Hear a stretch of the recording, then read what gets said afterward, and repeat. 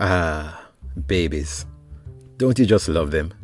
So innocent, so curious, and so demanding. This first stage of life that we all had to pass through is very crucial for development.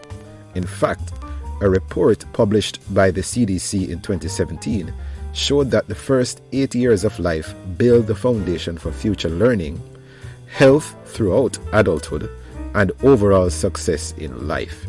That's right. What happens in those early years can determine your very success in the future.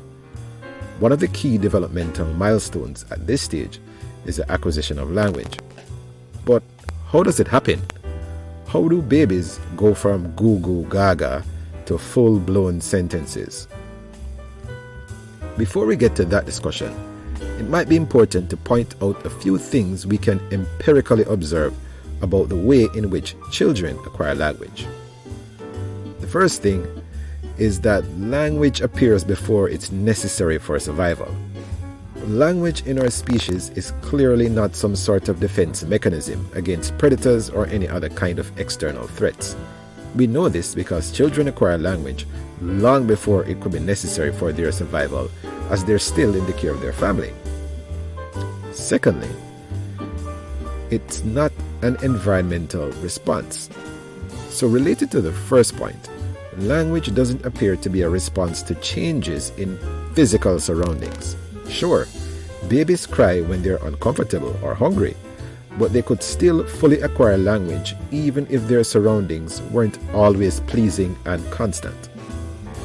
Number 3, language acquisition is not a conscious decision. The acquisition of language is not a conscious decision on the part of the child.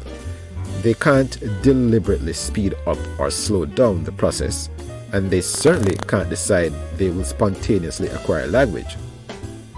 If a child doesn't speak or use sign language because of a physiological problem, it doesn't mean they haven't acquired language.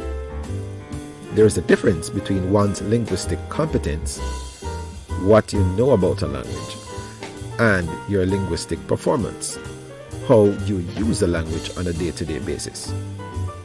Number 4, no training is necessary for language acquisition. Some parents think that their children need assistance or some kind of structural training to assist with language acquisition, but this isn't true.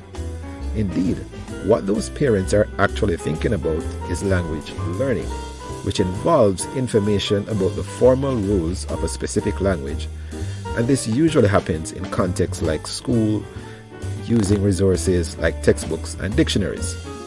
But language acquisition happens naturally and doesn't require any of these. In the process of acquisition, children sometimes make errors which parents have to correct. But sometimes these aren't errors in the true sense. Consider, for instance, a child who uses the word goed, as in, I goed to school yesterday. What's happening is that the child has acquired the rule for making the past tense in English and then applies it liberally to all verbs. It's not their fault that English has a whole category of verbs called irregular verbs. They acquire the rules unassisted, but they need to learn the exceptions from direct instruction. Number 5, language acquisition occurs within a predictable time frame. This last observation is pretty obvious to most parents. Their children acquire language around the same time. All children pass through their linguistic developmental milestones: babbling, one-word sentences, then two-word sentences, then full-blown language acquisition, regardless of where they live. There is no such thing as a difficult language for those tiny supercomputers. This time frame is very rigid though. The window for language acquisition closes by the time of puberty, after which the brain loses much of its plasticity, and as such, proper language acquisition becomes impossible. This is referred to as the critical period hypothesis. Speaking of hypotheses, now that we've outlined the general observations of how children acquire language globally, we can ask about the theories which aim to explain exactly how acquisition happens. Check out the second part of this video to find out more about the theoretical underpinnings of language acquisition.